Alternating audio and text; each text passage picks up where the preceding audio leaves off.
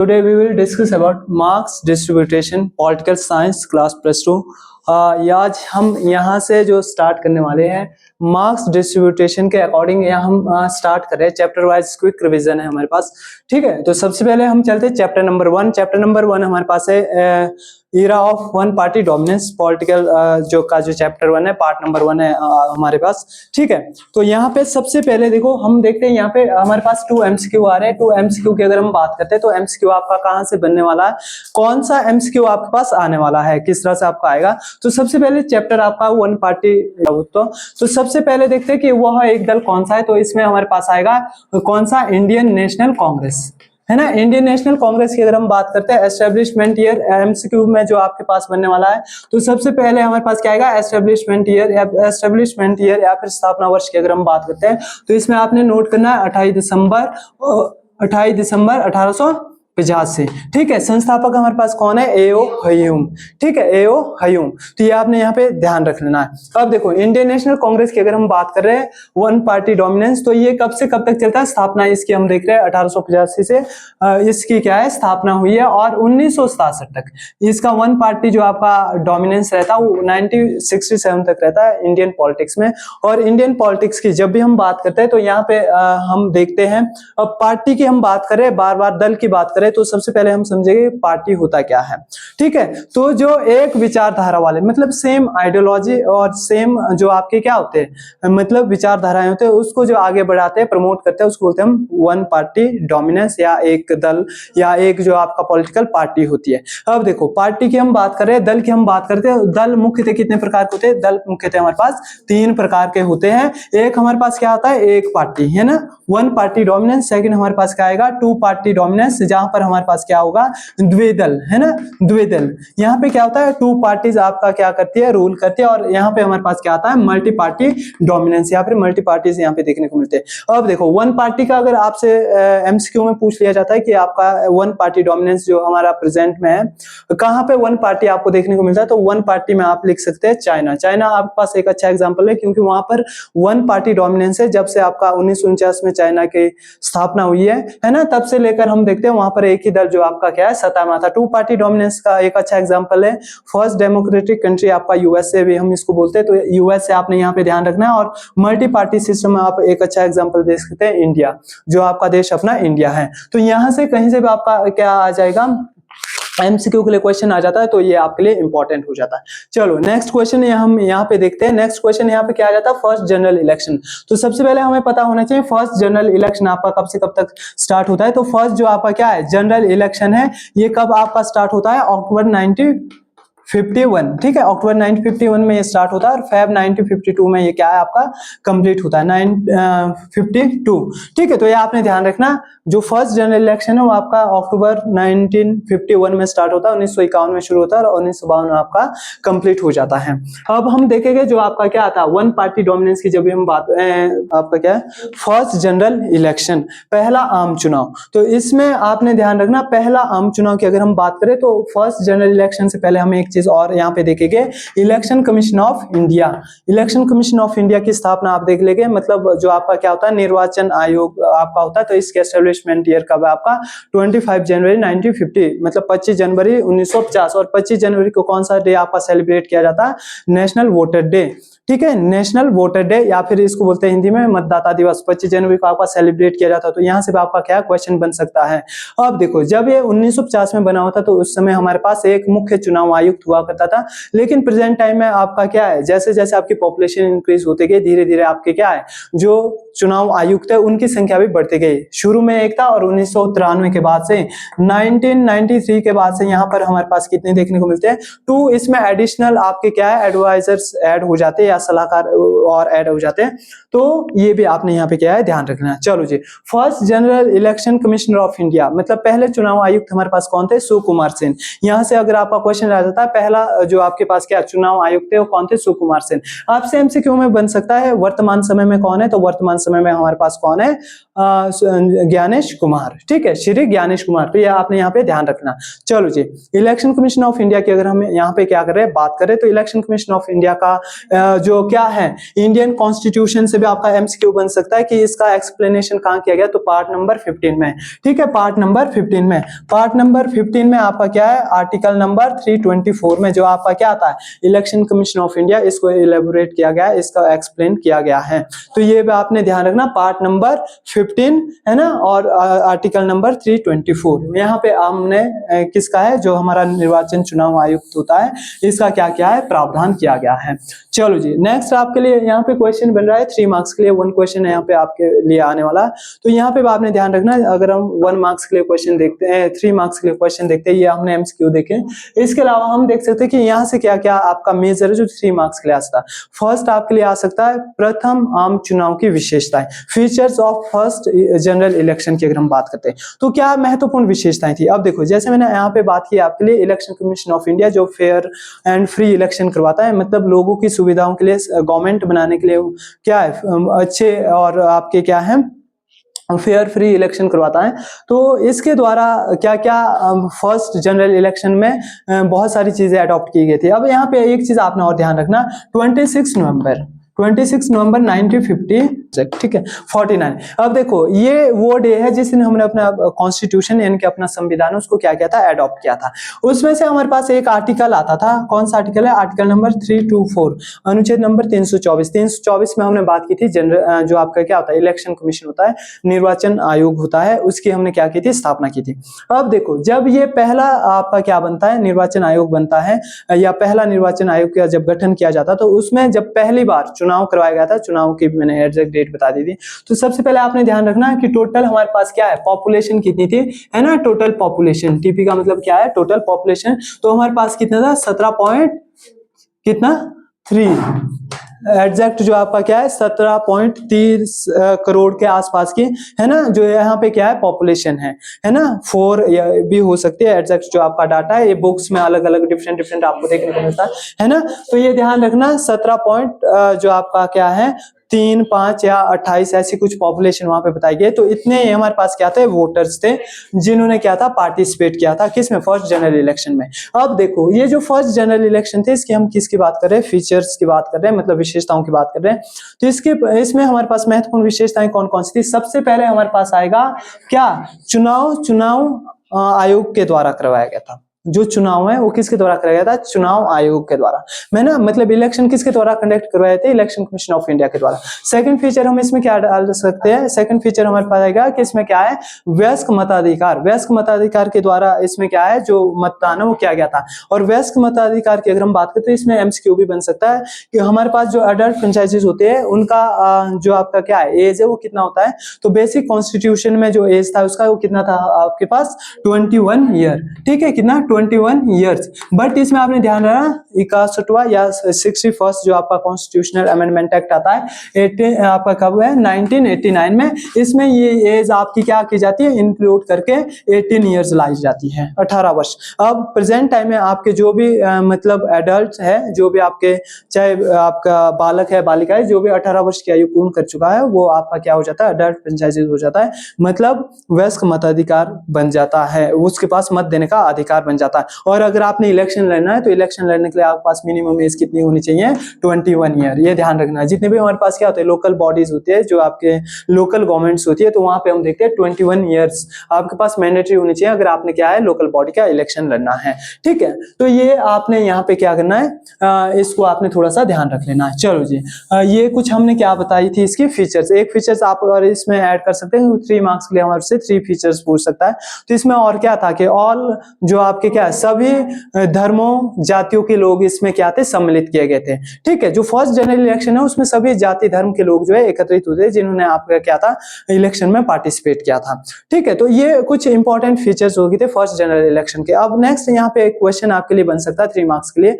और इसके अलावा आपने ध्यान रखना, अगर आपसे पूछा जाए कि राजनीतिक दल किसे कहते हैं, राजनीतिक दल की परिभाषाएं बताएं। तो इसमें आपने दो या दो से अधिक कुछ आपने क्या देख लेने, थिंकर्स देख लेने, राइटर्स देख लेने, और उनके अकॉर्डिंग जो आपके क्या होंगे डेफिनेशंस हो वो आपने यहाँ पे क्या करनी है, एक्सप्लेन करनी है, एलोबरेट करनी है। इसके अलावा इंपॉर्टेंट क्वेश्चन 3 मार्क्स के लिए आपका और क्या बन सकता है कि किस व्यक्ति ने कांग्रेस को क्या कहा था, छत्रनुमा संगठन कहा था, छत्रनुमा संगठन या अम्ब्रेला ऑर्गेनाइजेशन कहा था।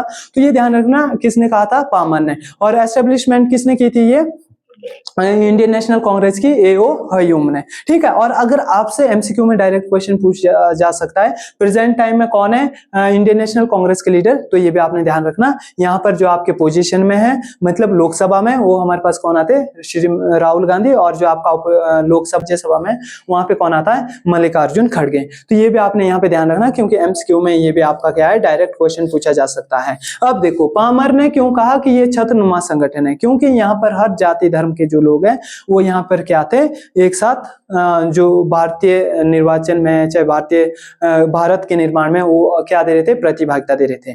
ठीक है, तो ये आपने ध्यान रखना, वन पार्टी डोमिनेंस। और ये कब से कब तक चलता है आपका, 1947 से, ये भी आपने ध्यान रखना, 1947 से 1967 तक। 1967 में पहली बार गैर कांग्रेसी सरकार बनती है, जिसमें आपका वन पार्टी डोमिनेंस है वो पूरी तरह से क्या हो जाता है, खत्म हो जाता है। और इंडियन नेशनल कांग्रेस है, ये भी अलग अलग पार्ट्स में आपकी क्या हो जाती है, डिवाइड हो जाती है। नेक्स्ट क्वेश्चन 3 मार्क्स के लिए आपसे बन सकता है 1950 या 1951 के समय में हमारे पास कौन कौन से विपक्षी दल थे, तो ये भी आपने थोड़ा सा देख लेना।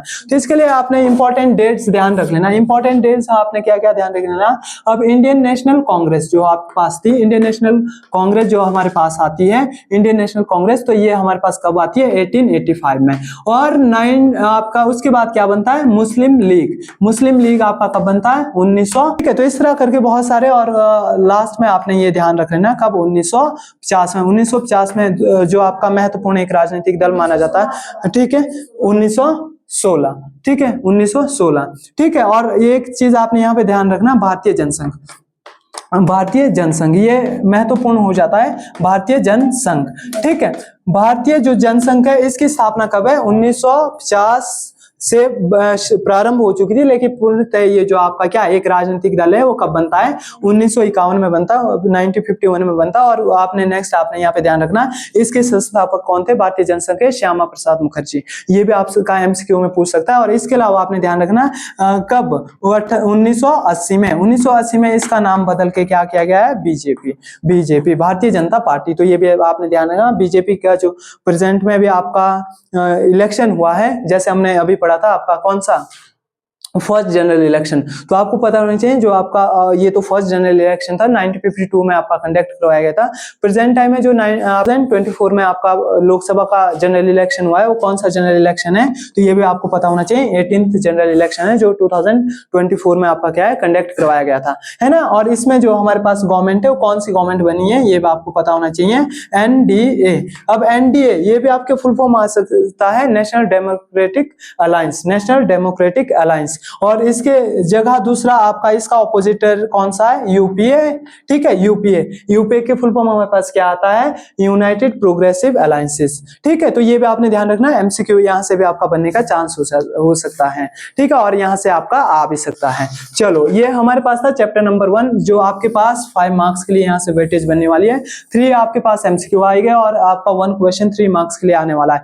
1 मार्क्स में यहाँ पे हमारे पास इंपॉर्टेंट जो क्वेश्चन है वो एक सबसे इंपॉर्टेंट है, क्या features of first general election, और जो आपका क्या अम्ब्रेला यूनियन या अम्ब्रेला संगठन जो यहाँ पे पामर ने कहा था। तो यहाँ से और 3rd क्वेश्चन आपने 3 मार्क्स के लिए कर लेना है। तो आपके क्या होते हैं, दल होते हैं, राजनीतिक दल होते हैं, इनकी परिभाषाएं। ठीक है, तो ये 3 क्वेश्चन ही आपने फर्स्ट चैप्टर से करने 3 मार्क्स के लिए, और 1 मार्क्स के लिए हमने बहुत सारे क्वेश्चन आपको बता दिए। चलो जी, उसके बाद हमारे पास आता है चैप्टर नंबर 2। ये हमारे पास कौन सा था, चैप्टर नंबर 1। ठीक है, अब हमारे पास क्या आएगा, चैप्टर नंबर 2। चैप्टर नंबर 2 से अगर हम बात करते हैं तो यहाँ से आपका क्या है, 1 एमसीक्यू आ रहा है, मतलब 1 मार्क्स के लिए, और 2 आपके क्या आ रहे हैं, 2 मार्क्स का आ रहे हैं, और टोटल आपका वेटेज कितने का, 5 मार्क्स का देखने को मिल रहा है। अब देखो चैप्टर नंबर 2 है आपके पास, nation building and its problem, राष्ट्र निर्माण और उसके समक्ष चुनौतियां या फिर समस्याएं हम बोल सकते हैं। ठीक है, तो यहाँ पे अगर हम बात करते हैं, यहाँ से हमारे लिए बहुत इंपॉर्टेंट हो जाता है। देखो हमारा देश आजाद होता है 15 अगस्त, आपका कब होगा, 15 अगस्त 1947। ठीक है, अब 15 अगस्त 1947 में जब हमारा देश आजाद होता है तो इस समय में हमारे पास कितनी थी, टोटल 565 स्टेट प्रोविंसेस थे या फिर प्रांतीय आपकी रियासतें देखने को मिलती थी, है ना। इनको यूनाइट करने के लिए जब हम देखते हैं हमारा कॉन्स्टिट्यूशन बन के तैयार हो जाता है, उसको इंप्लीमेंट किया जाता है, लेकिन फिर भी हमारा पूरी तरह से नेशन बिल्डिंग वो नहीं बन पाता है। क्यों? क्योंकि हमने देखा है 26 जनवरी, ठीक है, जनवरी 1950, ठीक है, यहाँ पे हम क्या करते हैं, अपना पूरा जो कॉन्स्टिट्यूशन है इसको इंप्लीमेंट करते हैं, अपने देश के अंदर लागू करते हैं। लेकिन क्या हमारे पास ये जो 565 देशी रियासतें हैं या फिर जो आपके पास क्या प्रोविंसेस है, ये पूरी तरह से नष्ट हो पाई? नहीं। तो ये इसको आपने ध्यान रखना, ये कितने पार्ट्स में डिवाइड हो गई थी। इसमें हमारे पास आता है पार्ट नंबर ए, बी, ठीक है, सी और डी। अब देखो पार्ट ए, बी, सी में कौन कौन से हमारे पास स्टेट्स आने वाले, तो सबसे पहले हम देखते हैं पार्ट नंबर ए में। पार्ट नंबर ए में हमारे पास जो है अलग अलग जो आपके स्टेट्स थे वो कौन से आते थे, ब्रिटिश प्रोविंसेस के, ब्रिटिश प्रांत के अंडर, जो जहां पर ब्रिटिश रूल अभी तक चल रहा था। क्योंकि आपने देखा होगा 1600 ईस्वी में हमारे इंडिया में क्या ब्रिटिशर्स आते हैं और आपका 1961 में लास्ट गोवा को लीव करके चले जाते हैं, है ना। तो यहाँ पे जितने भी पार्ट 1 में रखे गए थे वो राज्य थे या वो स्टेट थे, वो प्रोविंसेस थे जहां पर आपका क्या है, ब्रिटिश रूल हो रहा था। दूसरे में हमारे पास कौन से स्टेट आते थे, जहां पर ब्रिटिश रूल का इंटरफेयर कम था, ठीक है। और तीसरे में हमारे पास कौन से प्रोविंसेस आ रहे थे, तीसरे में हमारे पास इंडिपेंडेंट प्रोविंसेस आ रहे थे, जिनको ना तो पूरी तरह से आपका क्या है स्टेट अडॉप्ट किया गया था और ना ही पूरी तरह से यूनियन टेरिटरी अडॉप्ट किया गया था, है ना। और फोर्थ में हमारे पास कुछ ऐसे स्टेट्स थे पार्ट डी में, जो ना तो इंडियन में क्या करना चाहते थे, मर्ज करना चाहते थे, ना पाकिस्तान में, ये कुछ इंडिपेंडेंट रहना चाहते थे, है ना। तो इनमें अलग अलग 4 पार्ट्स में हमारा ऑल जो आपके कितने हैं 5, है ना, 565 जो आपके क्या है रियासतें हैं या फिर देशी रियासतें, इनको क्या किया गया था, विभाजित किया गया था।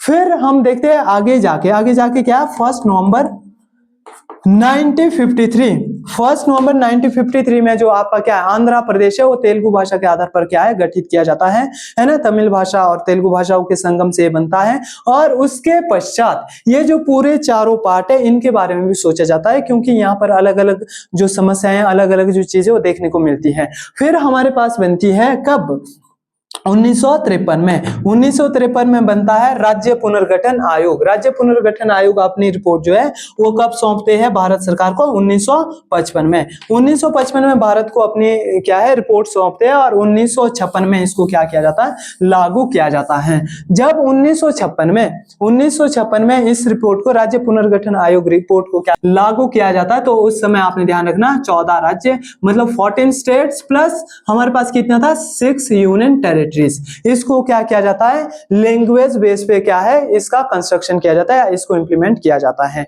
मतलब भाषा के आधार पर इनका क्या है गठन किया जाता है।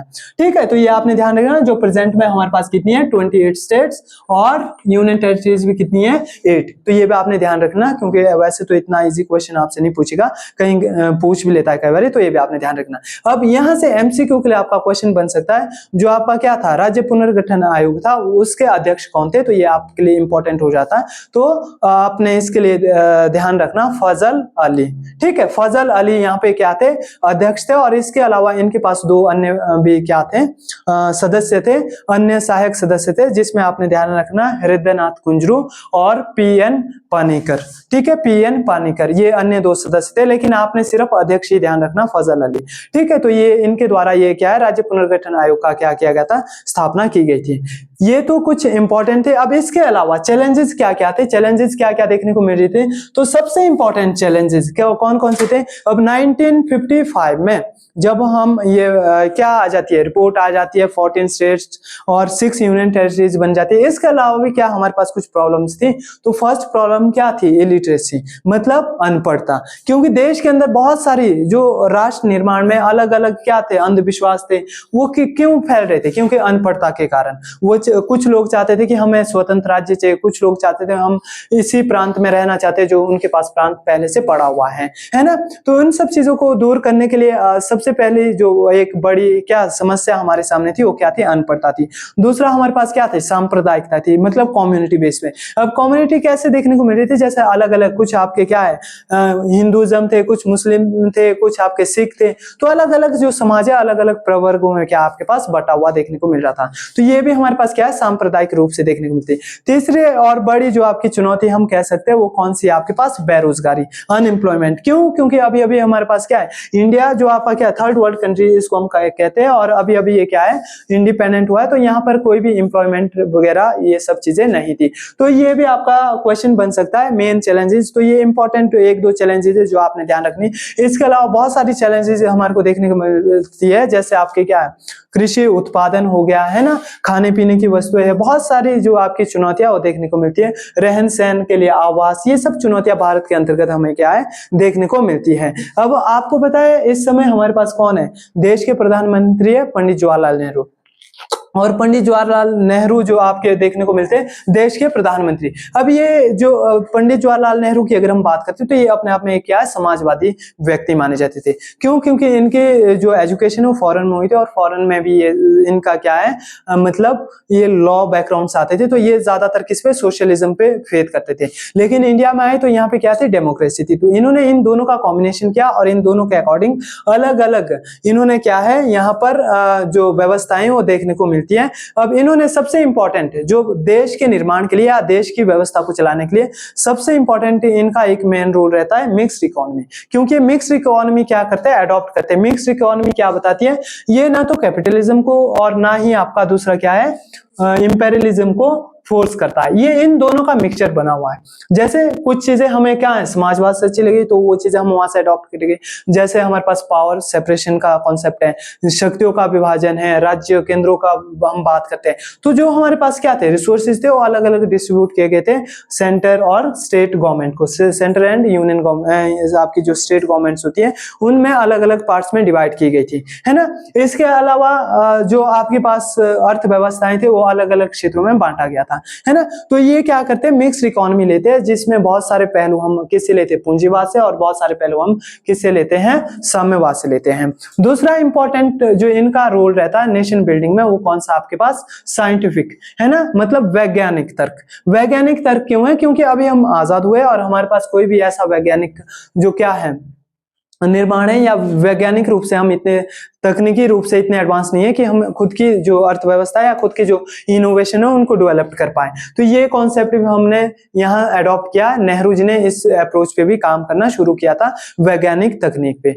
है ना। और तीसरा हमारे पास कौन सा था, वेलफेयर स्टेट, यानी कि हम इसको क्या बोलते हैं, कल्याणकारी राज्य, है ना। अब कल्याणकारी राज्य कैसे, जहां पर सभी लोग क्या होते हैं सुखी होते हैं, सभी के लिए रहने के लिए अच्छा आवास हो, खाने के लिए अच्छा आपका अनाज हो और पहनने के लिए अच्छे वस्त्र हो। तो ये इसी स्टेट को हम क्या बोलते हैं, वेलफेयर स्टेट कहते हैं। ये सब कॉन्सेप्ट यहाँ पे लेकर आए थे कौन, नेहरू जी, ठीक है। तो ये 2 क्वेश्चंस हमारे पास इंपॉर्टेंट यहाँ से बनने वाले। नेक्स्ट यहाँ पे जो 2 मार्क्स के लिए क्वेश्चन आपका बन सकता है कश्मीर प्रॉब्लम, कश्मीर समस्या, ठीक है। तो ये इंपॉर्टेंट हो जाता है हमारे पास कश्मीर समस्या। कश्मीर समस्या की अगर हम बात करते हैं तो आपने देखा होगा जो कश्मीर समस्या है अपने आप को क्या करना चाह रहे थे, सेपरेट चाह रहे थे। कश्मीर एक ऐसा हमारे पास प्रांत था, एक ऐसा मतलब प्रोविंस थी जो ना तो पाकिस्तान में जाना चाह रहा था ना ही भारत में मिलना चाह रहा था। ये खुद को इंडिपेंडेंट स्टेट या इंडिपेंडेंट जो आपका क्या है टेरिटरी है वो बनाना चाहता था। लेकिन धीरे धीरे जब 1947 में देश का विभाजन हुआ उस समय तो इसने घोषणा कर ली, लेकिन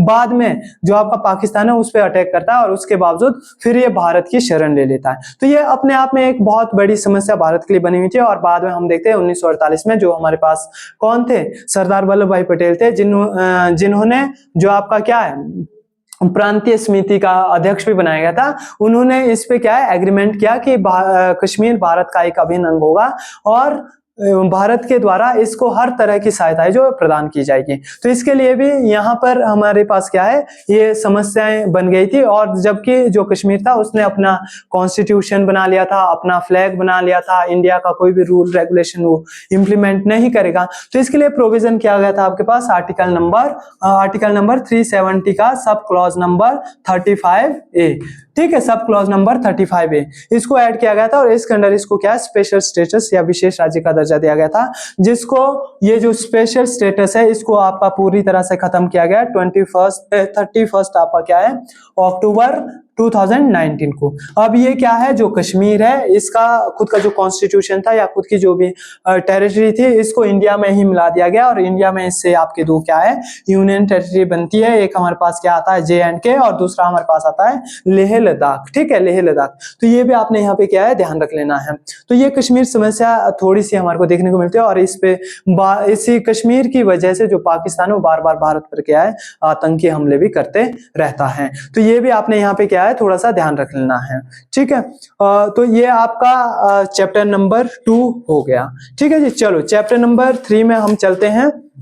तो ये आपको अच्छे से समझ आ गया होगा। इसमें आपका जो क्या है नेशन बिल्डिंग का, इससे जो आपका MCQ है, जैसे मैंने बताया राज्य पुनर्गठन आयोग का अध्यक्ष आपसे पूछा जाएगा, भारत कब स्वतंत्र हुआ, कब आजाद हुआ, ये तिथि आपसे पूछी जा सकती है, संविधान से संबंधित आपसे तिथियां पूछी जा सकती है, या फिर आपका डायरेक्ट क्वेश्चन पूछा जा सकता है जम्मू कश्मीर का को विशेष प्रावधान किस अनुच्छेद के तहत दिया गया था। तो ये आपने थोड़ा सा क्या करना अच्छे से रिवाइज कर लेना है। चलो जी, इसके बाद हमारे पास है चैप्टर नंबर 3। चैप्टर नंबर 3 क्या बताता है, पॉलिटिक्स ऑफ प्लैन्ड डेवलपमेंट, नियोजित विकास की राजनीति। अब देखो नियोजित विकास की राजनीति बात करें तो हमारे पास जो पूरी पॉलिटिक्स है वो कब से कब तक घूम रही है, लगभग 1950 से 1960 के दशक की है, ठीक है, 60 के दशक की है। अब ये पहले दशक की बात की जा रही है जब भारत में क्या क्या समस्याएं किस किस तरह की प्रॉब्लम्स देखने को मिल रही है। तो यहाँ पे सबसे इंपॉर्टेंट रोल हमारे पास देखने को मिलता है किसका, प्लानिंग कमीशन, है ना। अब देखो प्लानिंग कमीशन की हम बात करते हैं, थोड़ा सा इससे पहले बैक फुट जाते हैं। तो चैप्टर 3 में हमारे पास 2 मार्क्स और 3 मार्क्स के लिए, यहाँ से MCQ के लिए आपका कोई भी क्वेश्चन नहीं बन रहा है, तो 2 मार्क्स और 3 मार्क्स के लिए यहाँ पे क्या है क्वेश्चन बन रहा है। तो यहाँ पे हम सीधे चलते हैं, यहाँ पे जो आपका चैप्टर में लगा हुआ है प्लानिंग कमीशन, है ना। अब हम इसमें देखते हैं प्लानिंग कमीशन। अब देखो प्लानिंग कमीशन की जो एस्टेब्लिशमेंट ईयर है वो आपका क्या है 15 मार्च 1951, यही है ना, बताओ बीच में कुछ तो है ना। तो यही हमारे को क्या है देखने को मिलती है, एग्जैक्ट डेट है, ठीक है।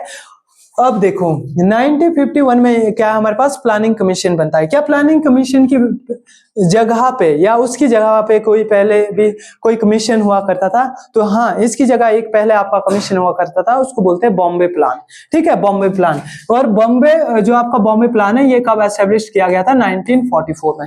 बॉम्बे प्लान क्या था, ये आपका जो क्या है मल्टीनेशनल कंपनीज थी उसका एक ऑर्गेनाइजेशन था, उसका एक इंस्टीट्यूट था जो पूरे इंडिया को क्या कर रहा था, गवर्न कर रहा था। इसमें क्या है बॉम्बे प्लान में हमारे पास 9 जो आपकी क्या है मेजर कंपनीज थी वो इंक्लूड की गई थी और उनके द्वारा जो आपकी क्या भारत की अर्थव्यवस्था है वो चलाई जा रही थी। हालांकि तो वर्तमान समय में नाम के लिए हमारे पास क्या है प्लानिंग कमीशन है, बट प्रेजेंट टाइम में भी हमारे पास आपने ध्यान रखना जो 1% आपके क्या है मतलब एलिट्स हम कहेंगे पॉलिटिकल लैंग्वेज में, वो कितनी परसेंट पे राज कर रहे हैं 73% पे। मतलब 73% जो प्रॉपर्टी है वो 1% पब्लिक के पास है, 1% पीपल्स के पास है, और जो अदर आपकी क्या 99% जो आपकी क्या बचती है प्रॉपर्टी बचती है उस पे किसका है आपका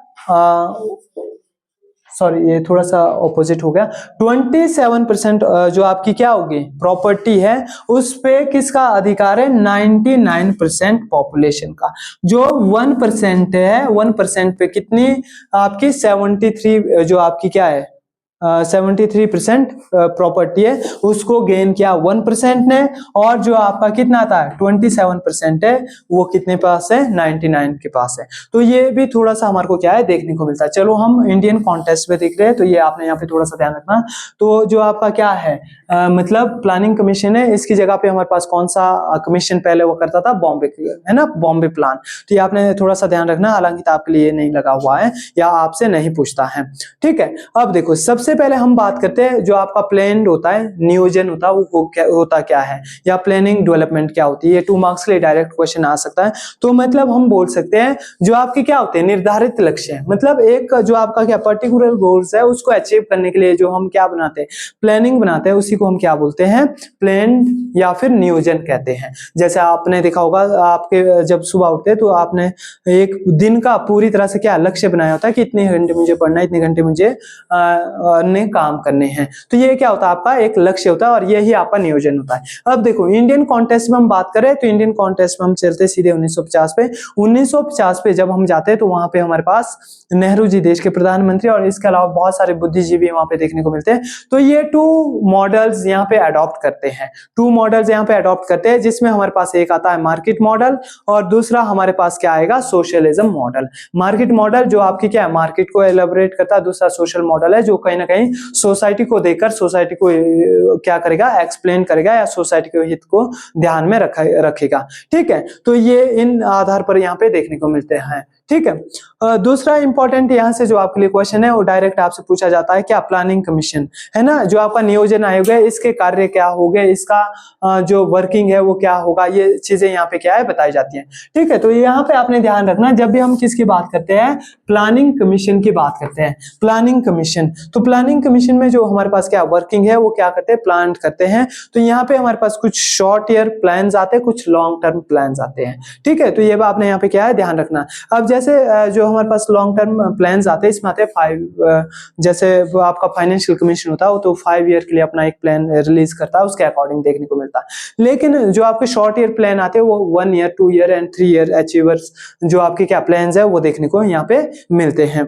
ठीक है, तो इसमें भी आपने यहाँ पे क्या है ध्यान रख लेना। लेकिन इंडियन इकोनॉमी को अडॉप्ट करने के लिए जो प्लानिंग कमीशन है वो क्या लेके आते हैं, 5 ईयर प्लान। ठीक है, क्या लेके आता है, पंचवर्षीय योजना।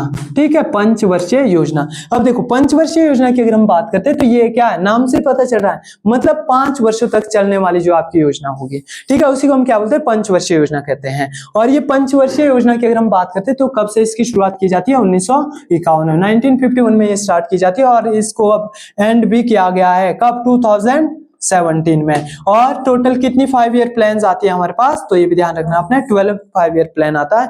तो क्या इसकी जगह जो हमारे पास क्या है, प्लानिंग कमीशन है, प्लानिंग कमीशन है 5 ईयर की जगह को रिप्लेस करके यहाँ पर क्या लाया है, नीति आयोग।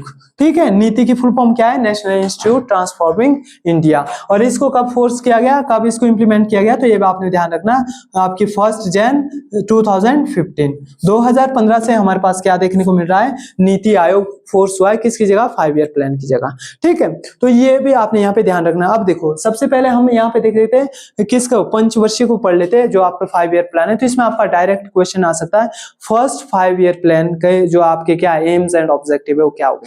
अब देखो अभी हम युद्ध के दौर से गुजरे थे, अभी हमारे पास कोई इतना विशेष प्रावधान नहीं था जिसमें हम अपने देश को क्या कर सके, स्ट्रेंथन बना सके, क्योंकि हमारा जो देश है वो कौन सा देखने को मिलता है, कृषि आधारित देश है। तो कृषि को अडॉप्ट करने के लिए हमने सबसे पहले क्या है, जो आपका क्या आएगा, फर्स्ट 5 ईयर प्लान हमारे पास आएगा, फर्स्ट 5 ईयर प्लान। ठीक है, फर्स्ट 5 ईयर प्लान में हम महत्वपूर्ण बल किस पे देते हैं, कृषि पे देते हैं, और कृषि को विकसित करने के लिए यहाँ पर क्या है, ज्यादा काम करते हैं, है ना। और कृषि को विकसित करने के साथ साथ हमारे पास जो क्या है, देश के अंदर जितने भी हमारे पास किसान हैं, जितने भी हमारे पास अन्य व्यवस्थाएं, वो यहाँ पे क्या है, सुधारी जाती है। लेकिन यहाँ पे एक चीज और आपने इंपॉर्टेंट ध्यान रख लेना, कृषि के बारे में हम बात कर रहे हैं कब, 1951। और यहाँ पे सबसे इंपॉर्टेंट क्या आ जाता है हमारे पास, फर्स्ट अमेंडमेंट एक्ट। ठीक है, अमेंडमेंट एक्ट, जो फर्स्ट अमेंडमेंट एक्ट है वो क्या करता है, शेड्यूल नंबर 9 को ऐड करता है, शेड्यूल नंबर 9 अनुसूची नंबर 9 को जोड़ता है। अनुसूची नंबर 2 क्या बोलते हैं, भूमि सुधार अधिनियम। अब देखो 1948 से पहले, 1947 से पहले या 1950 से पहले हमारे पास जो भूमि है वो अलग अलग जमींदारों के पास बटी हुई थी। सबसे पहले क्या किया जाता, 1950 में जैसे ही संविधान को लागू किया जाता तो जमीन को पुनः बांटा जाता है, और उसके सुधार के लिए यहाँ पर अनुसूची नंबर 9 जोड़ा जाता है, शेड्यूल नंबर 9 जोड़ा जाता है, जिसमें भूमि सुधार की बात की जाती है। और भूमि सुधार के लिए जो भी आपकी क्या वैज्ञानिक तकनीकें है उनको अपनाया जाता है, और इसके अलावा भी बहुत सारी जो आपकी क्या है तकनीकें हैं उनको अडॉप्ट किया जाता है। ठीक है, तो ये आपने यहाँ पे ध्यान रखना, क्योंकि आपसे डायरेक्ट क्वेश्चन पूछा जा सकता है कि आपका क्या भूमि सुधार अधिनियम किस अधिनियम के तहत जोड़ा गया, या फिर आपसे पूछा जा सकता है प्रथम पंचवर्षीय योजना में कौन सा बड़ा बदलाव देखने को मिलता है जिसके तहत संविधान में बदलाव किया गया। तो ये आपने यहाँ पे क्या है ध्यान रख लेना है। ठीक है, अब इसके माध्यम से क्या है, जो आपके भूमि है उसको पुनः बांटा जाएगा, अलग अलग जो क्षेत्रों के लिए लोगों के लिए उनको पुनः बांटा जाएगा, और जो कृषि आधारित भूमि है उसको क्या है पूरी तरह से जो आपके क्या है नियोजित है उसको किया जाएगा। ठीक है, तो ये भी आपने यहाँ पे ध्यान रखना। दूसरा महत्वपूर्ण बल यहाँ पे जो देखने को मिलता है वो विकास दर। जो दूसरा आपका हमारे पास क्या आएगा, विकास दर। तो विकास दर 1:2 की दृष्टि से देखने को मिलता है। 1:2 का मतलब जो आपकी क्या है फर्स्ट मतलब पहली पंचवर्षीय योजना है, तो 1:2 की अगर हम बात करें 1, ठीक है 2:1। अब देखो 2:1 का मतलब है कि जो आपकी क्या है विकास है, विकास हमारे पास ज्यादा से ज्यादा क्या होना चाहिए, विकसित होना चाहिए।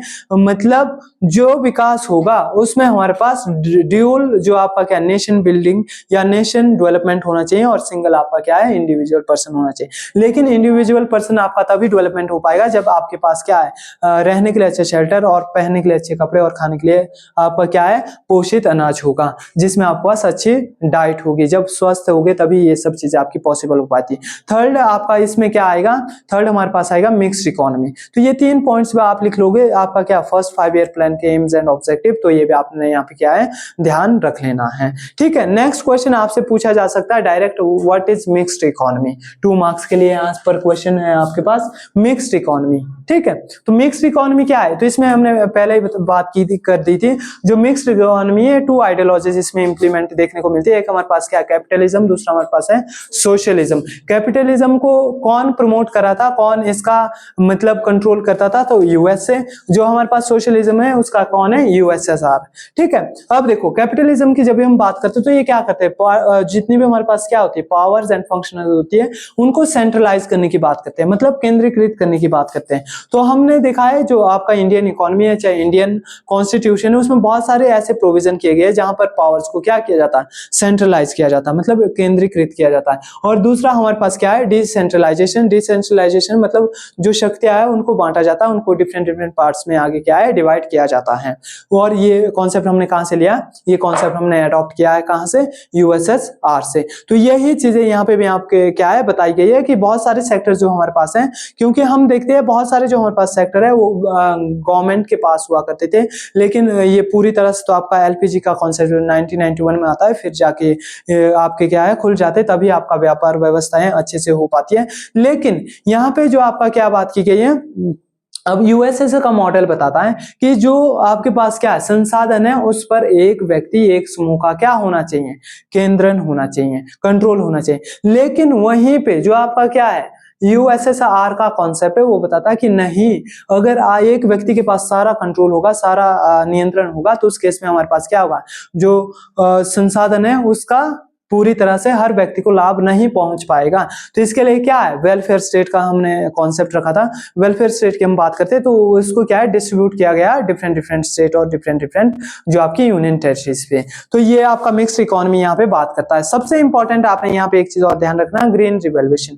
ग्रीन रिवॉल्यूशन की अगर हम बात करते हैं 1961 में इसको क्या है अडॉप्ट किया जाता है। 2 मार्क्स के लिए आपका इंपॉर्टेंट क्वेश्चन बन जाता है। अब ग्रीन रिवॉल्यूशन हरित क्रांति, ठीक है, ग्रीन रिवॉल्यूशन या हरित क्रांति की अगर हम बात करते हैं तो ये क्यों आता है, क्योंकि हम देखते हैं 1900 जो आपका क्या है 1956-1957 यहाँ पे क्या है अच्छी तरह से आपका क्या है प्रोडक्शन नहीं हो पा रहा था। क्यों प्रोडक्शन नहीं हो पा रहा था, क्योंकि हमारा जो क्या है लैंड है वो आपकी फर्टिलिटी उसकी क्या है खत्म हो चुकी थी, मतलब उर्वरक क्षमता हमारी पूरी तरह से क्या है नष्ट हो चुकी थी। और उस संदर्भ में जो आपकी क्या है उत्पादन क्षमता वो आपकी क्या हो चुकी थी कमजोर हो चुकी थी। तो उस केस में जो आपकी क्या प्रोडक्शन है वो कम होते जा रही थी, जो पॉपुलेशन वो इंक्रीज होती जा रही थी, मतलब जनसंख्या बढ़ती जा रही थी, जो आपका क्या है खान पान है वो कम होते जा रहा था। उसको इंक्रीज करने के लिए जो आपकी पॉपुलेशन है उसकी नीड को फुलफिल करने के लिए यहाँ पर क्या है हरित क्रांति लाई जाती है। और हरित क्रांति के माध्यम से जो आपकी फसलें हैं उसमें हाइब्रिड किस्म की जो आपकी क्या है व्यवस्थाएं उसको आगे बढ़ाया जाता है। अब इसके क्या क्या बेनिफिट्स देखने को मिलते हैं जो आपकी ग्रीन रिवॉल्यूशन है, तो इसमें सबसे इंपॉर्टेंट बेनिफिट है कि जो आपकी प्रोडक्टिविटी होती है वो इंक्रीज हो जाती है, मतलब जो आपका क्या होता है उत्पादन होता है, उत्पादन क्षमता बढ़ जाती है। ठीक है, क्यों, क्योंकि यहाँ पर हाइब्रिड किस्म की जो आपकी क्या है है, अनाज है वो देखने को मिलती है। दूसरा सबसे महत्वपूर्ण क्या आएगा, किसानों की आय में वृद्धि। अब देखो, जब आप एक सीमित जमीन पर क्या करेंगे, आवश्यकता के आसपास के जो क्या है उत्पादन होगा, तो उस केस में आपकी क्या होगी, जो आपकी आय है वो खुद ब खुद उच्च स्तर की हो जाएगी।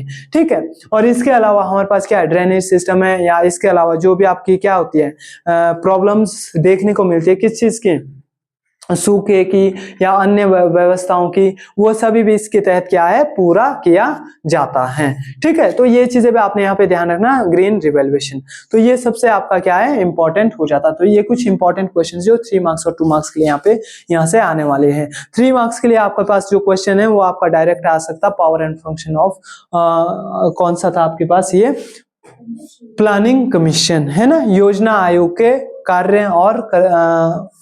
कार्य और शक्तियों का वर्णन करें। और दूसरा क्वेश्चन आपके लिए यहाँ से आ सकता है, कौन सा, 3 नंबर के लिए जो आपके लिए क्वेश्चन बनेगा, नियोजन से क्या अभिप्राय है। ठीक है, ये भी आपका 3 नंबर के लिए आ सकता है, लेकिन इसमें आपने ध्यान रखना 2 जो आपके क्या होते हैं, पॉलिटिकल थिंकर है, या जो भी आपके चैप्टर में थिंकर्स लगे हैं उनके डेफिनेशन जरूर देख के जाना। और तीसरा 3 मार्क्स के लिए क्वेश्चन आपका आ सकता है, फर्स्ट जो आपका 5 ईयर प्लान है उसके एम्स एंड ऑब्जेक्टिव्स, प्रथम पंचवर्षीय योजना के उद्देश्य और लक्ष्य, इसको आपने जरूर पढ़ के जाना है। और 2 मार्क्स के लिए तो आपके सिंगल सेम क्वेश्चन आपके पढ़ने के चांस ज्यादा देखने को मिलते हैं। ठीक है, तो ये चीजें आपने यहाँ पे ध्यान रखना है। इसके अलावा आपका 3 मार्क्स के लिए आपका क्या क्वेश्चन और बन सकता है, जो आपका क्या है, योजना आयोग है, प्लानिंग कमीशन है, उसके क्या क्या अचीवमेंट्स है और क्या क्या उसके जो है उपलब्धियां हैं, मतलब क्या क्या उपलब्धियां हैं और क्या क्या उसके समक्ष चुनौतियां हैं, मतलब चैलेंजेस क्या क्या है। अब देखो, प्लानिंग कमीशन बन तो गया, लेकिन इसके पास चैलेंजेस भी बहुत सारे हमारे पास को देखने को मिलते हैं। जैसे हमारे पास क्या है, एडवांस टेक्निक नहीं होगी, है ना, और मशीनरीज हमारे पास प्रॉपर वे में नहीं है, तो इन सब चीजों को क्या करेंगे, अडॉप्ट करेंगे पहले, है ना। चलो जी, तो ये था हमारे पास चैप्टर नंबर 3, और ये वही क्वेश्चन हम एक्सप्लेन करें, वही उन्हीं क्वेश्चन पे ये मैराथन हम आपके लिए लेके आए हैं, जो आपके एग्जाम में 101% आने के चांस है। ठीक है, तो ये क्वेश्चन आपने मोस्ट रेलेवेंट क्वेश्चन है, इसको आपने जरूर अपने नोटबुक में नोट कर लेना और साथ ही साथ इसको पढ़ लेना है। अगला हमारे पास आता है chapter number 4, India's external relation.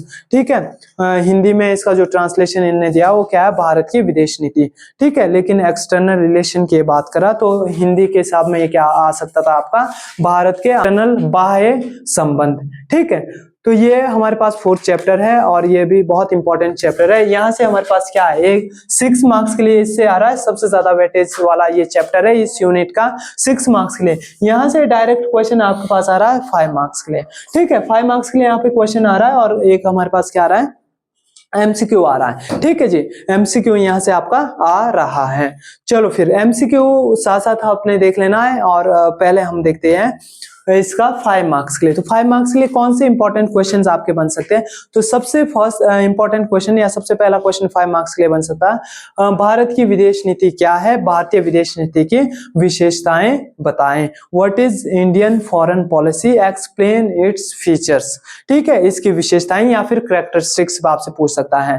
ठीक है, तो सबसे पहले हम समझते हैं विदेश नीति। विदेश नीति, विदेश नीति से क्या अभिप्राय। देखो, कोई भी देश होता है, कोई भी कंट्री होता है, तो हमेशा से वो ऐसी नीति का निर्माण करता है जिससे अपने देश का क्या होगा, हित होगा, उससे हम उसकी क्या कहते हैं, विदेश नीति कहते हैं। मैक्सिमम आपने देखा होगा जितने भी हमारे पास कंट्रीज है, जितने भी हमारे पास देश है, उन सबके पास क्या देखने को मिलता है, जो भी वो नीतियां बनाते हैं वो अपने देश को ध्यान में रखकर, अपने देश के स्वार्थ को ध्यान में रखकर ये क्या बनाते हैं, नीतियों का निर्माण करते हैं। तो ठीक इसी तरह से जब हमारा देश आजाद होता है 1950 में, तो उस समय उन्होंने भी अलग अलग प्रकार की जो विदेश नीति वो बनाई थी। क्यों, क्योंकि अगर हम बात करते हैं, सबसे पहले हम थोड़ा सा यहाँ पे लोकेशन देख लेते हैं, क्योंकि ये हमारे लिए इंपॉर्टेंट हो जाता है। तो ये हमारा अपना क्या है, कंट्री इंडिया है, और ये कहाँ देखने को मिलता है, साउथ एशिया में, एशियन कॉन्टिनेंट में हम, और साउथ एशिया में देखने को मिलता है। और साउथ एशिया के जितने भी हमारे पास नेबरहुड कंट्रीज है, जितने भी हमारे पड़ोसी देश है, वो सब अभी क्या हो रहे हैं, इंडिपेंडेंट हो रहे हैं, आजाद हो रहे हैं। तो सभी कंट्री हमारे पास कौन सी देखने को मिलती है, थर्ड वर्ल्ड कंट्री देखने को मिलती है। और यहाँ पे हम देखते हैं जो इंडिया है, इंडिया का ही पार्ट हमारे पास बर्मा देखने को मिलता है, श्रीलंका देखने को मिलता है, नेपाल है, नेपाल तो वैसे इंडिपेंडेंट है पहले से, और इसके अलावा आपका कौन सा, बांग्लादेश है, पाकिस्तान है प्रेजेंट। उस समय तो ये भी क्या हुआ करता था, बांग्लादेश जो आपका प्रेजेंट टाइम का है ये पाकिस्तानी हुआ करता था, लेकिन अब ये क्या है 1971 में ये क्या है, डिवाइड होके अलग देश बना हुआ है। ठीक है, तो इस तरह से किस किस प्रकार की जो नीतियां हैं। दूसरा हम देखते हैं जितने भी हमारे पास क्या है, साउथ एशिया है, दक्षिण हमारे पास क्या है, एशिया है, यहाँ पर ज्यादातर जो आपके क्या है विवाद है वो देखने को मिलते हैं। क्यों? क्योंकि जो भारत है, भारत एक क्या है लोकतांत्रिक देश है, यहाँ पर डेमोक्रेसी है, पार्लियामेंट्री फॉर्म ऑफ गवर्नमेंट है। जो अदर हमारे पास नेबरहुड कंट्रीज है वहां पर अलग अलग टाइप्स के जो क्या है गवर्नमेंट की स्ट्रक्चर है वो देखने को मिलती है। तो इस वजह से जो आपकी क्या मैक्सिमम टाइम मशीनरी जो फेल हो जाती है, इस वजह से इंडिया में ये बहुत सारी चीजें यहाँ पे देखने को मिलती है। अब देखो फीचर्स की अगर हम बात करते हैं तो इंडियन जो आपकी डेमोक्रेसी है इनकी मेन फीचर्स कौन कौन सी देखने को मिलती है, मतलब भारतीय विदेश नीति की जो आपकी क्या है विशेषताएं वो क्या क्या है। तो इसमें सबसे पहली विशेषता हमारे पास आता है गुट निरपेक्षता, वेरी वेरी इंपॉर्टेंट, इसको बोलते हैं नेम, नॉन अलाइनमेंट मूवमेंट। अब नेम की जब भी हम बात करते हैं, इस पे आपका सेकंड पार्ट में चैप्टर भी लगा होगा, ठीक है। Name, non aligned movement. अब नॉन अलाइंड मूवमेंट की नीति हम क्यों अपनाते हैं, तो जब हम आजाद हो रहे हैं 1950 में जब हमने अपना संविधान है उसको लागू कर रहे हैं 1950 में, तभी हम पूर्णतः क्या होते हैं, आजाद होते हैं। और इस पार्ट में हम देखते हैं हमारे पास जो क्या है टू पार्ट्स में हम यहाँ पे देखते हैं क्या पूरा वर्ल्ड बाइपोलर हो जाता है, मतलब द्वि ध्रुवीयता हो जाती है ना। इसमें जो आपका एक है वो आपका क्या है पूंजीवाद है, पूंजीवाद है ना, पूंजीवाद मतलब कैपिटलिज्म। दूसरा हमारे पास कौन सा आता है, साम्यवाद, ठीक है, साम्यवाद। अब देखो पूंजीवाद और साम्यवाद क्या बताता है, जो कैपिटलिज्म है ना, इसका जो प्रोमोटर है वो कौन है, यूएसए। यूएसए चाहता है कि पूरी दुनिया को अपने खेमे में लेने की कोशिश करे और ये पूरी दुनिया को अपनी तरफ खींचने की कोशिश करता है। और जो हमारे पास साम्यवाद है वो अपनी तरफ पूरी दुनिया को अपनी तरफ जो क्या है खींचने की कोशिश करा। और इससे क्या हो रहा, जो पूरी दुनिया वो दो भागों में बंट गई है, लेकिन भारत इन दोनों खंडों में या दोनों भागों में नहीं जाना चाहता। क्यों? क्योंकि अगर पूरी दुनिया दोनों खंडों में जाएगी, दो भागों में जाएगी, तो उस केस में आपका क्या है थर्ड वर्ल्ड वॉर हो सकता है, तृतीय महायुद्ध हो सकता है। और अभी हम देख रहे हैं जो आपके पास क्या है टू वर्ल्ड वॉर आपके ऑटोमेटिकली हो चुके थे, एक आपका 1914 से 18, दूसरा 1939 से 45 हो चुका था, ठीक है। तो भारत क्या बनाता है, इन दोनों गुटों में जाने से मना करता है, और इन दोनों गुटों में जाने से मना करने के साथ साथ ये नेम बनाते हैं। और नेम के जो संस्थापक देश है वो आपने ध्यान रखना कौन कौन से है, थाईलैंड हो गया, इंडोनेशिया हो गया, भारत हो गया, है ना। यहाँ के जो सुप्रीम लीडर्स थे इन्होंने नेम को एस्टेब्लिश किया है। 1955 में इसकी क्या है फर्स्ट कॉन्फ्रेंस होती है नेम की, नॉन अलाइनमेंट मूवमेंट की, और 1961 में इसको ऑफिशियली रूप से क्या है आगे बढ़ाया जाता है। तो ये आपने ध्यान रखना, गुट निरपेक्षता या फिर नेम मतलब किसी भी गुट में सम्मिलित ना होना, एक स्वतंत्र गुट का निर्माण करना, ये आपका क्या कहलाता है, नेम, ठीक है। दूसरा हमारे पास क्या आता है, पंचशील में विश्वास, मतलब दूसरा हमारे पास क्या है पंचशील। अब देखो पंचशील की अगर हम बात करें तो आपने पढ़ा होगा जो आपके पास क्या आती है एशियंट हिस्ट्री आती है, वहां पर हमारे पास बुद्धिज्म आते हैं, और बुद्धिज्म के क्या है 5 सिद्धांत होते हैं, पांच शील होते हैं, और उन 5 शीलों को ही इंडिया ने भी क्या है अडॉप्ट किया है, जिसमें हमने ये जो पंचशील है ये सबसे पहले हम किसके साथ करते हैं, चाइना के साथ। ये भी आपने ध्यान रखना, चाइना के साथ हम क्या करते हैं 29 अप्रैल 1954 यहाँ पे हम क्या है पंचशील को अपनाते हैं। पंचशील में क्या आते हैं ऐसे 5 सिद्धांत जो हमारे पास देखने को मिलते हैं, ऐसे 5 सिद्धांत जिसमें हम अपने देश और जो आपका पड़ोसी देश है उन सबकी क्या करेंगे रक्षा करेंगे, और बिना हस्तक्षेप के उनके साथ या उनके देश पे क्या है हमला या उस पे अटैक नहीं करेंगे, ठीक है। तो जैसे पंचशील में हमारे पास क्या आता है, सबसे पहले प्रभुसत्ता एवं एकता का सम्मान, मतलब कोई भी देश हमारे पास होगा, पंचशील क्या बताता है कोई भी देश होगा उसकी प्रभुसत्ता सॉवरेनिटी उसका हम क्या करेंगे सम्मान करेंगे, और उसकी एकता का भी सम्मान करेंगे, मतलब जो उसकी क्या होगी यूनिटी है उसको हम भंग नहीं होने देंगे। दूसरा हमारे पास क्या आएगा परस्पर आक्रमण ना करना, मतलब अगर कोई किसी देश पे क्या कर रहा है आक्रमण कर रहा है तो परस्पर आक्रमण ना करके उसमें क्या करना है शांति को बनाने का कोशिश करना है, शांति को बनाए रखने की कोशिश करनी है, ठीक है। तीसरा हमारे पास कौन सा आता है आंतरिक मामलों में हस्तक्षेप ना करना, मतलब किसी भी देश की अगर आंतरिक परिस्थिति सही नहीं है तो उस केस में जो क्या है पड़ोसी देश है या दूसरा देश है वो वो उस क्षेत्र में क्या है, हस्तक्षेप नहीं करेगा। और चौथा जो हमारे पास पंचशील का सिद्धांत है वो क्या है, समानता तथा परस्पर सहयोग।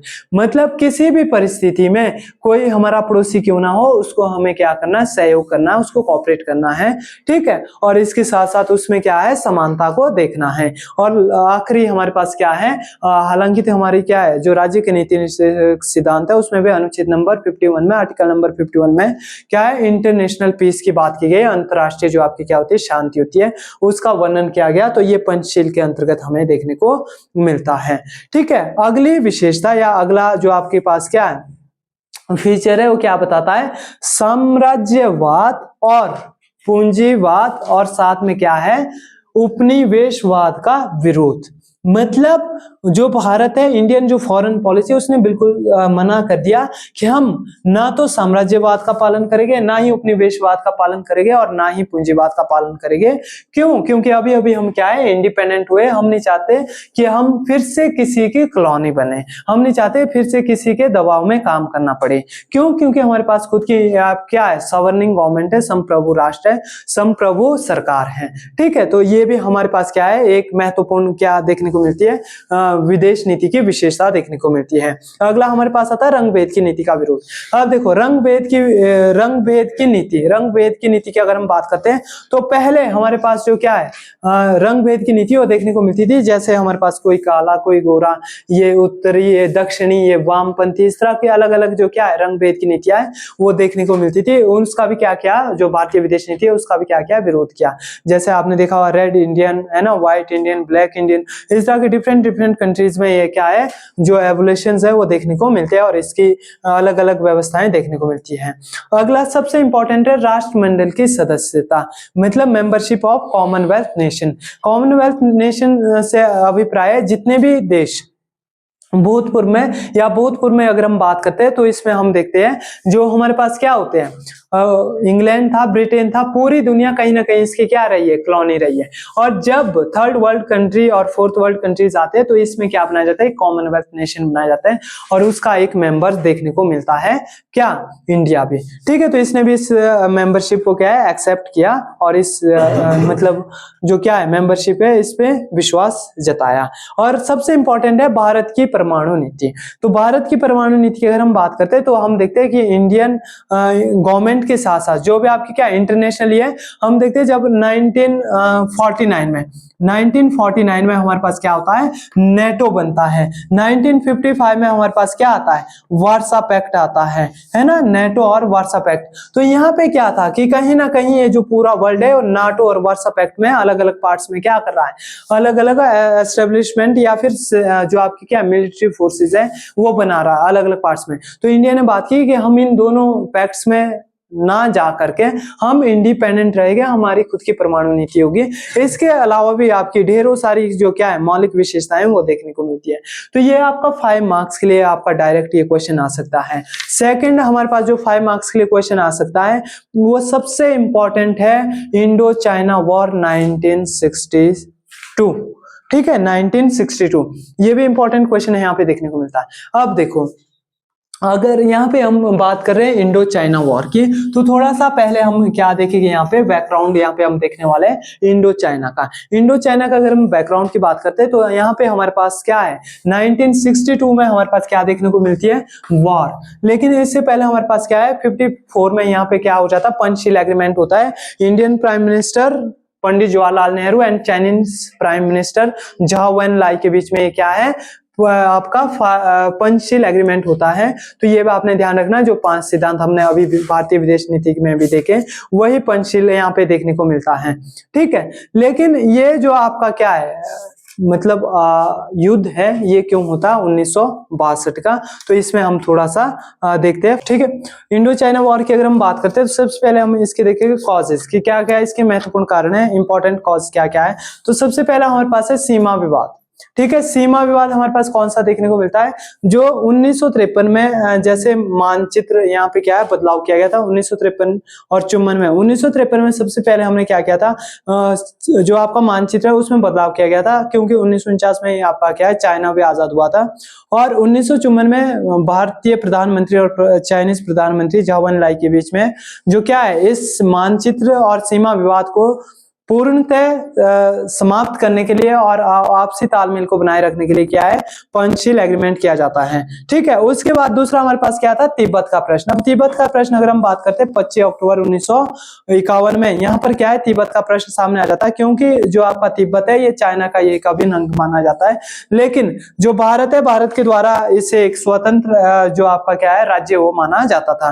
तो हमेशा से जो आपका चाइना है इसको अपना एक अभिन्न अंग मानता था, और जो तिब्बत से इसमें हमारे पास एक पॉइंट और जो नेक्स्ट यहाँ पे देखने को मिलता है, उसमें क्या है, दलाई लामा की भारत में शरण। मतलब जो आपका क्या तिब्बत है इसको चाइना अपना एक अंग मानता है, लेकिन जब यहाँ के जो आपके धार्मिक नेता थे, धार्मिक गुरु थे दलाई लामा, उनने भारत में क्या है शरण ली थी, और भारत ने इसको शरण दी थी, क्योंकि जो आपका क्या है तिब्बत है, तिब्बत चाइना ने अपना अभिन्न अंग माना था और भारत ने अपना एक पड़ोसी राज्य माना था। तो इस वजह से जैसे ही जो आपके दलाई लामा ये भारत में जब शरण लेते हैं, तो उस संदर्भ में भी हम देखते हैं जो भारत चीन के संबंध है उसमें क्या है, कटाक्ष आ जाता है। अगला हमारे पास क्या है, तिब्बत का प्रश्न। यह सबसे महत्वपूर्ण है, क्योंकि 25 अक्टूबर 1971 को देखते हैं तो तिब्बत का जो आपका क्या है, तिब्बत पर है वो आक्रमण करता है, कौन, चाइना, है ना, और तिब्बत को अपना एक अभिन्न अंग मानता है। लेकिन बाद में जब 1953 या 1960-65 के बाद से यहाँ पे बहुत सारी समस्याएं हमारे पास देखने को मिलती है, जहाँ पे क्या है भारत इसमें अपना हस्तक्षेप करता है, और जबकि हमने पंचशील एग्रीमेंट किया था कि भारत इसमें किसी भी तरह का हस्तक्षेप नहीं करेगा। और सबसे महत्वपूर्ण सितंबर 1959 में जो आपकी क्या है, लद्दाख की समस्या। अब लद्दाख का कुछ जो भाग है, जैसे आपके पास ये कुछ क्षेत्र यहाँ पे देखने को मिलेगा, इस तरह का लद्दाख का कुछ हिस्सा था, और यहाँ पर क्या था, आजादी के समय से 1959-60 तक, या यहाँ पर हम देखते हैं जो आपका क्या है, भारत है, भारत ने भी इस क्षेत्र को नहीं अपनाया था, और चाइना ने भी इस क्षेत्र को नहीं अपनाया था। क्यों? क्योंकि ये हमारे पास क्या थी, एक बंजर भूमि देखने को मिलती है, और धीरे धीरे जो चाइना इससे आगे बढ़ना शुरू हो जाता है, और कुछ स्क्वायर किलोमीटर के हिसाब से आपका क्या है, भारत में आ जाता है। तो उस संदर्भ में जो है आपका क्या है, तिब्बत का प्रश्न है, ये भी सामने आ जाता है। तो ये कुछ महत्वपूर्ण कारण थे, महत्वपूर्ण रीजन आपके क्या है, रीजन थे, महत्वपूर्ण कॉजेस थे, जिस वजह से क्या है, इंडो चाइना वॉर होता है। ठीक है, तो ये भी आपने यहाँ पे क्या है, ध्यान रख लेना है। इसके बाद हमारे पास आएगा इंडो पाक वॉर 1971 और 65। तो इसके भी डिफरेंट रीजंस, डिफरेंट कॉजेस देखने को मिलते हैं। इंडो पाकिस्तान की अगर हम बात करते हैं तो इंडो पाकिस्तान का फर्स्ट वॉर 1948 में हुआ था। सेकंड वॉर हम मानते हैं जो हमारे पास कौन सा है, 1965। थर्ड वॉर हमारे पास आता है इंडो पाक का, जो 1971 में देखने को मिलते हैं। तो इसकी भी अगर हम बात करते हैं तो यहाँ पर भी अलग अलग समस्याएं, अलग अलग प्रॉब्लम्स देखने को मिलती है, लेकिन यहाँ पे जो हम कॉज पढ़ेंगे वो 1971 के इंपॉर्टेंट हो जाते हैं। ठीक है, तो 1971 की जब भी हम बात करते हैं तो इसमें सबसे पहले हमारे पास क्या आता है, बांग्लादेश का जन्म 25 मार्च 1971 को, जो आपका क्या है, पूर्वी पाकिस्तान है वो बांग्लादेश के रूप में तब्दील हो जाता है। भारतीय प्रधानमंत्री श्रीमती इंदिरा गांधी ने बांग्लादेश को स्वतंत्र करवाने में अपना योगदान दिया, और वहां पर पूर्ण रूप से जो आपके अंतर्राष्ट्रीय संगठन है, अंतर्राष्ट्रीय संगठन से भी यह अपील की कि स्वतंत्र जो आपका बांग्लादेश है उसको बनाया जाए। और उसके बावजूद से पाकिस्तान भारत पे आक्रमण करने की कोशिश करता है, और भारत पे अलग अलग समस्याएं या अलग अलग जो आपकी दुविधाएं उनको आगे लेकर आता है। दूसरा हमारे पास है पूर्वी पाकिस्तान के लोगों का शोषण। अब पूर्वी पाकिस्तान का शोषण की अगर हम बात करते हैं तो इसमें क्या बात की जा रही थी, जो 1947 से 1971 तक पूर्वी पाकिस्तान से कोई भी प्रधानमंत्री नहीं बना था। तो उस संदर्भ में जो क्या थे, पूर्वी पाकिस्तान के जो लोग थे या सदस्य थे वो पश्चिमी पाकिस्तान के लोग निम्न मानते थे, किससे, पश्चिमी पाकिस्तान से पूर्वी पाकिस्तान के लोगों को। तो उस संदर्भ में कहीं ना कहीं वहां के जो आपके क्या है, राजनेता थे या वहां के जो भी सामान्य जनता थी उनका क्या है, शोषण किया जा रहा था। इसके अलावा हम देखते हैं आम चुनाव में आवामी लीग का साधारण बहुमत।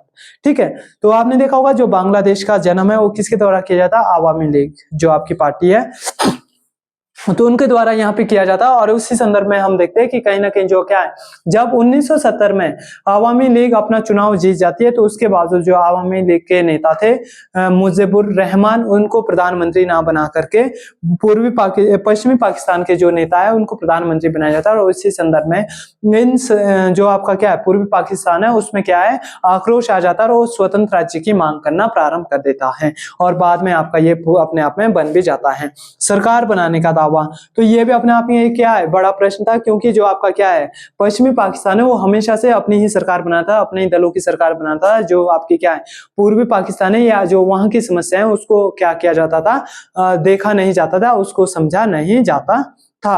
तो इस तरह से हमारे पास अनेक बहुत सारी जो समस्याएं हैं वो यहाँ पे देखने को मिलती है। और इस वजह से जब 1971 में भारत के द्वारा बांग्लादेश को पहली बार एक स्वतंत्र राज्य घोषित किया जाता, तो उस संदर्भ में जो आपका क्या है पश्चिमी पाकिस्तान है वो भारत पर आक्रमण कर देता और भारत और पाकिस्तान के बीच ये तीसरा युद्ध हो जाता है इतिहास की दृष्टि से। तो ये इंपॉर्टेंट कॉजेज या महत्वपूर्ण कॉजेज देखने को मिलते हैं भारत पाकिस्तान और भारत जो आपका क्या है पाकिस्तान और भारत बांग्लादेश के बीच के।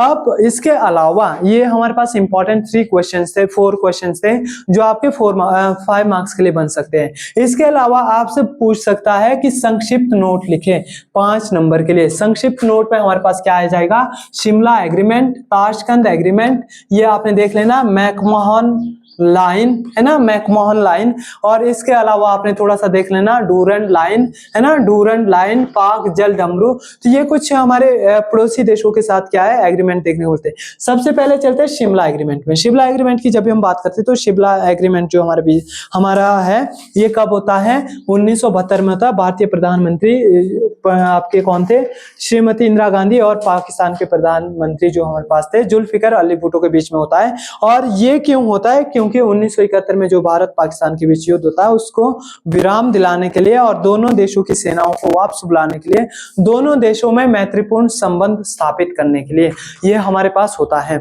दूसरा एग्रीमेंट हमारे पास आता है ताशकंद समझौता। ताशकंद समझौते की अगर हम बात करते हैं तो ये भारतीय प्रधानमंत्री लाल बहादुर शास्त्री और जो हमारे पास क्या है पाकिस्तान के प्रधानमंत्री आई थिंक अयूब खान उस समय हुआ करते थे, उनके बीच में ये समझौता होता है। और इस समझौते के तहत पे जो आपका क्या है 10 जनवरी 1966 को ताशकंद नामक स्थान पे क्या है समझौता परिपूर्ण होता है। और साथ ही साथ आपने ध्यान रखना है ये 5 नंबर के लिए डायरेक्ट क्वेश्चन आ सकता है ताशकंद एग्रीमेंट। तो इसके एम्स एंड ऑब्जेक्टिव या क्या क्या हमने वहां पे शपथ ली थी तो इसमें आपने थोड़ा सा देख लेना। दोनों देश अच्छे पड़ोसियों और वाले संबंधों का निर्माण करेंगे। तो सबसे पहला इन्होंने जो ताशकंद एग्रीमेंट में एग्रीमेंट किया या पहला जो इन्होंने समझौता किया वो यही समझौता किया कि दोनों देशों के बीच, दोनों क्योंकि दोनों दक्षिण एशियाई देश है ना, दक्षिण एशिया के देश है और दोनों देशों के बीच में क्या है अच्छे संबंध होने चाहिए। दोनों देशों के द्वारा एक दूसरे के आंतरिक मामलों में हस्तक्षेप नहीं करेंगे। दोनों देशों में मैत्रीपूर्ण संबंध प्रोत्साहित होंगे है ना, राजनीतिक संबंध या सैनिक संबंध, ये सभी समझौते पे क्या है एग्रीमेंट किया गया था। और 10 जनवरी 1966 को ताशकंद नामक स्थान पे ये एग्रीमेंट किया जाता है।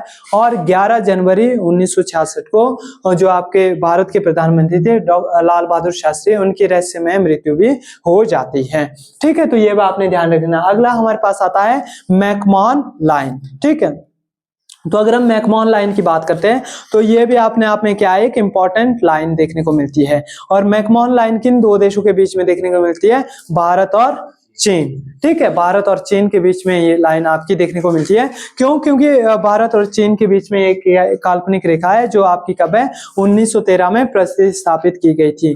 ठीक है, और 1962 में इसको फिर से क्या है आगे स्थानांतरित करने की कोशिश की जाती है। तो ये बात आपने ध्यान रखना। और इसके अलावा आपने यहाँ पे ध्यान देना डूरंड रेखा। डूरंड रेखा किसके बीच है, भारत और श्रीलंका नहीं, भारत और श्रीलंका के बीच आपकी क्या है पाक जल डमरू। ये ध्यान रखना, पाक और जल डमरू जो डूरंड रेखा है वो किसके बीच है, भारत और। सबसे इंपॉर्टेंट आपका इसमें और क्या बन सकता है, सिंधु जल संधि। सिंधु जल संधि किसके बीच हुई है, भारत और पाकिस्तान के बीच में सिंधु जल संधि हुई है। और ये भारतीय प्रधानमंत्री पंडित जवाहरलाल नेहरू और जो आपके पाकिस्तान के प्रधानमंत्री है इन दोनों नेताओं के बीच में 19 सितंबर 1960 को हुई थी। और यह संधि भारत और पाकिस्तान दोनों के बीच में की गई थी। तो ये हमने यहाँ पर, और 1 मार्क्स के लिए आपके पास जो कौन सा है 1 मार्क्स के लिए जो भी आपका चैप्टर नंबर 4 था, ये हमारे पास 1 मार्क्स के लिए कोई भी आपका क्वेश्चन बन सकता है 20 से, तो ये भी आपने यहाँ पे देख लेना। तो इसी के साथ हमारे पास चैप्टर नंबर 4 भी आपका क्लोज हो जाता है। इसके बाद हमारे पास आता है चैप्टर नंबर 5, चैप्टर नंबर 5 की अगर हम बात करते हैं तो एक एमसीक्यू आएगा और 2 मार्क्स के लिए 2 क्वेश्चंस यहाँ से आने वाले हैं। अब एमसीक्यू की अगर हम बात करें तो यहाँ पे सबसे इंपॉर्टेंट क्या है, कांग्रेस प्रणाली की पुनर्स्थापना। कांग्रेस प्रणाली की पुनर्स्थापना की अगर हम बात करते हैं तो ये सबसे इंपॉर्टेंट हमारे पास कौन सा हो जाता है, कांग्रेस प्रणाली। हमने बात की थी 1967 तक ये आपकी क्या है, सशक्त देखने को मिलती है, मतलब कहीं ना कहीं ये क्या है, एक संगठन देखने को मिलता है, और 1967 के बाद से ये क्या है, अलग अलग भागों में बट जाती है। तो ये अलग अलग भागों में जब ये कांग्रेस प्रणाली बटती है तो इसके पीछे कई कारण देखने को मिलते हैं। जैसे हमारे पास हम कह सकते हैं या ऐतिहासिक दृष्टि से भी हमारे पास देखने को मिलता है कि भारत के पास कोई योग्य नेतृत्व नहीं था। मतलब पंडित जवाहरलाल नेहरू के बाद से कोई भी भारतीय राष्ट्रीय कांग्रेस के पास ऐसा योग्य नेता नहीं था जो सभी जाति, धर्म और संप्रदाय के लोगों को एक साथ आगे लेकर देश के हित में कानून बना सके, है ना। इसके अलावा भी बहुत सारी जैसे आपकी क्या क्षेत्रीय आकांक्षा इसमें आएगी और बहुत सारे यहाँ पे क्या है प्रोविजंस देखने को मिलेंगे। लेकिन हम यहाँ पे देखेंगे 2 नंबर के लिए सबसे इंपॉर्टेंट जो आपका क्वेश्चन है वो पहला क्या आएगा, कांग्रेस में फूट के कारण। मतलब 1967 में ये कांग्रेस 2 भागों में क्यों बट जाती है। तो 1967 में की अगर हम बात करते हैं तो पहला हमारे पास क्या आएगा, 1967 का आम चुनाव। 1967 में आपका कौन सा चुनाव होता है, चौथी लोकसभा का आम चुनाव होता है। और इसमें हम देखते हैं कि पहली बार जो भारतीय राष्ट्रीय कांग्रेस है उसका बहुमत कम हो गया था, और यहाँ पर क्या है, जो इंदिरा गांधी है उसको बहुमत कम मिला था। मतलब पिछले संदर्भों में या पुराने जो आपके ऐतिहासिक दृष्टि से हम कांग्रेस की जीत की बात करते हैं तो ये यहाँ पर नहीं देखने को मिलती है।